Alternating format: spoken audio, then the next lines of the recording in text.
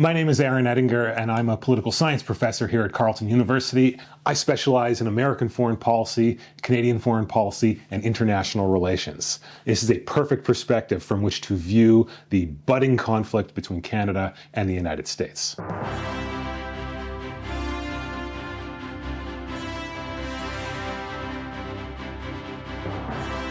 Back at the end of 2024, Donald Trump started mocking Justin Trudeau as being the governor of Canada. I call him Governor Trudeau. And talked about Canada being the 51st state of the American Union. Now, of course, that started off as a joke, but now it's sort of become a thing. Trump's argument is that if Canada doesn't pay for its own defense, then the United States should just annex Canada and be done with it. But wait a second, can he actually do that? Can you actually annex another country in 2025? Well, let's take a look at some history.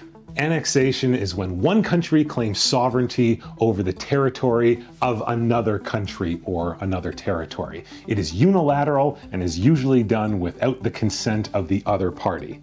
Now, in the Canada-US situation here, we got a problem. There are two sovereign countries at play, and the matter of consent is rather important. Historically, there are basically 5 ways to annex your neighbor. The most popular one is conquest. Roll in the tanks, roll in the troops, conquer territory, and claim it for your own. Most of history is the story of annexation through conquest, and the United States has been really good at doing this. Most American territories and possessions in the Caribbean or in the Pacific are the result of conquests made during the Spanish-American War and the Second World War. The second approach is simply just planting the flag. In fact, the United States made a law about this. The 1856 Guano Islands Acts. Yes, the Guano Islands Acts. Look it up. It allows any American citizen to plant the flag and claim for the United States any territory that is otherwise unclaimed or uninhabited. Now, back in the day, this was all about gaining access to guano, which was an important fertilizer. The third approach is coup d'etat and then gradual annexation.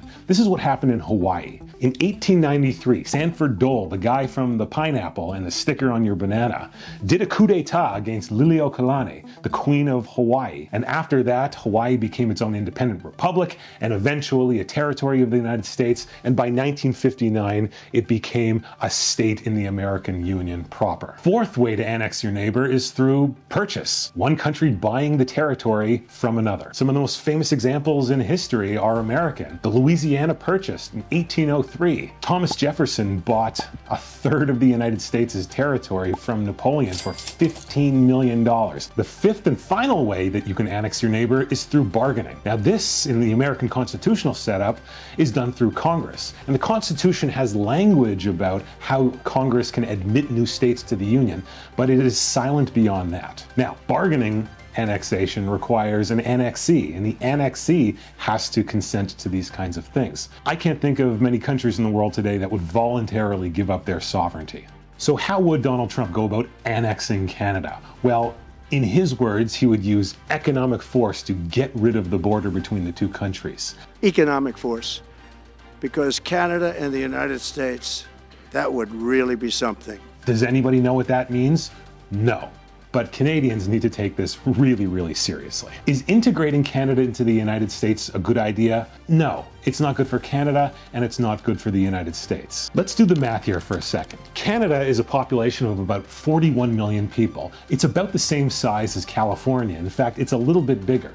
And so by the electoral math, Canada would be apportioned about the same number of seats as California. Now, what would those 54 House of Representative seats and 2 senators do to the American electoral system? Well, frankly, the Republicans would have a hard time winning an election ever again. How would voters in the state of Canada vote? Well, generally speaking, about 1/3 of Canadian voters are conservative, and the other 2/3 are generally to the left of the conservatives, right? They'll vote for the Liberal Party, the NDPs, the Greens, the Bloc, and other parties to the center and center left. Now, translate that into American politics. That means about 2/3 of Canadian voters would vote for the Democrats and 1/3 for Republicans.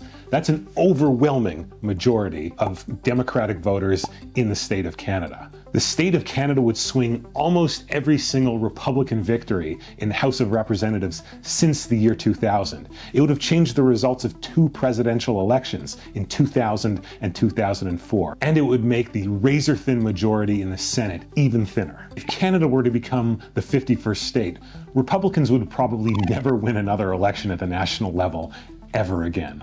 That's assuming we are admitted as a state and not a colony. But that's another story. Of course, the great irony in all of this is that Canada would probably have more influence in Washington as a state of the Union rather than as a sovereign country unto itself. So is annexation going to happen? No. And nobody really has taken it all that seriously since he started musing about it. President Trump signing a trio of executive orders imposing 25% tariffs on imports from Mexico and Canada, with the lower 10% tariff on Canadian oil and gas and 10% tariffs on goods from China. A trade war would be devastating to the Canadian economy and really bad for the American economy. In Canada, about 75% of our exports go to the United States. About 12 or 13% of all jobs in Canada are somehow connected to the export sector. There's a fundamental reality in the Canadian political economy. We are inextricably linked with the United States. What would tariffs look like for an ordinary person? Well, in short, prices are going to go up.